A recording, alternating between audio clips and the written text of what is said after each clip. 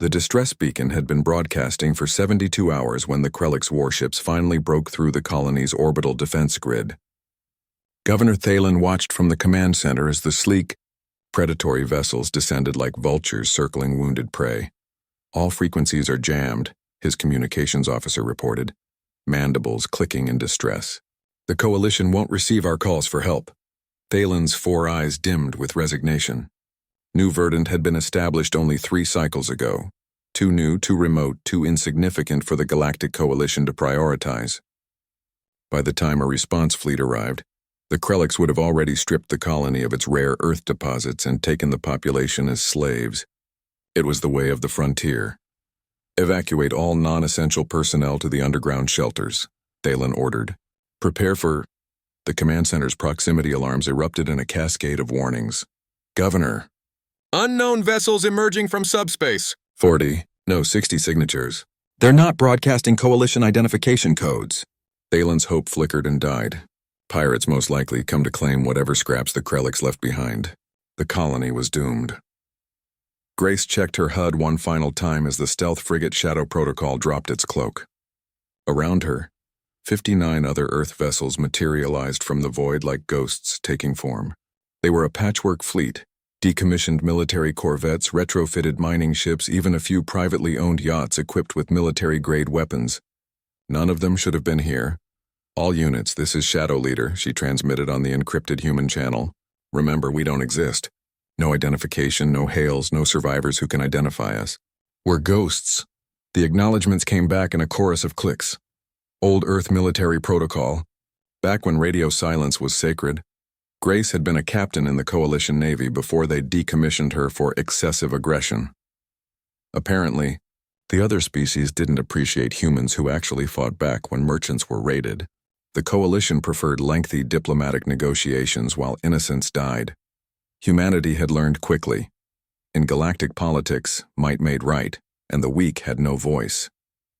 Earth wasn't powerful enough to challenge the system openly, but they could work in the shadows.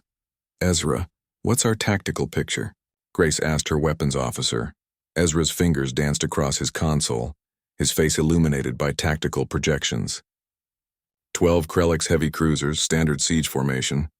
They're not expecting resistance, shields are at minimal power, weapons cold. They think they're on a hunting expedition. Grace's smile was predatory. They thought wrong. Weapons free. Target their command ship first. The first Krelix cruiser died before its crew understood they were under attack.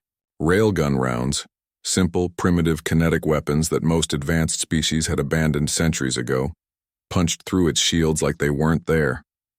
The sophisticated energy barriers were designed to disperse plasma and deflect particle beams, not to stop solid tungsten slugs traveling at a fraction of light speed.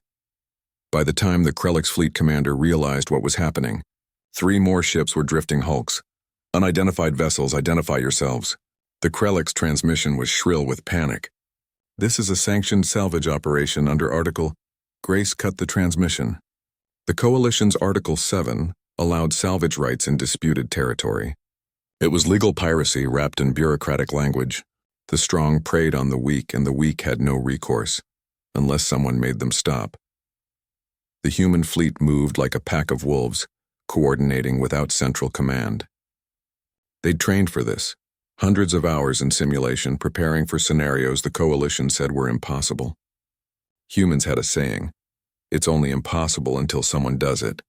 Ezra launched a spread of missiles, not the sophisticated, AI-guided weapons the Coalition used, but dumb fire projectiles with chemical propellants.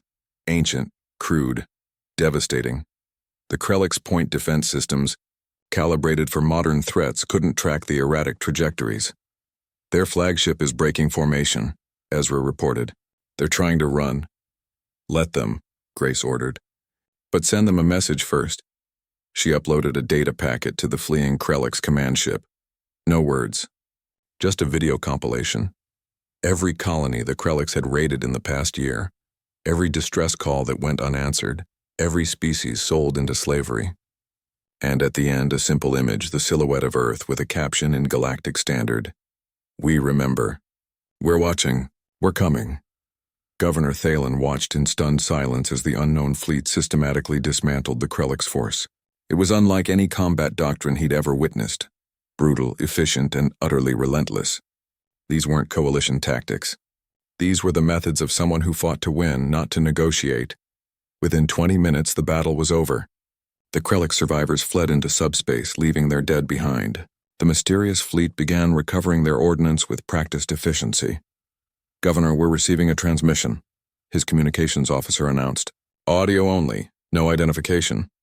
A female voice speaking accented galactic standard. "New Verdant colony. Your orbital space is clear. Suggest you upgrade your defense grid. Next time we might not be in the neighborhood by..." "Wait," Thalen called. "Who are you? Why did you help us?" There was a pause.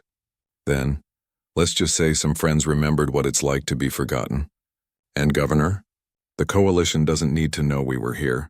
Salvage rights, remember? As far as official records go, the Krellicks left voluntarily." Before Thalen could respond, the unknown vessels activated their cloaking systems and vanished, as if they'd never been there at all. 3 days later, Ezra sat across from Grace in the Shadow Protocol's mess hall, reviewing their after-action report. 17 more colonies have requested protection, he said quietly. "Word is spreading. They're calling us the Shadows." Grace stared at her coffee.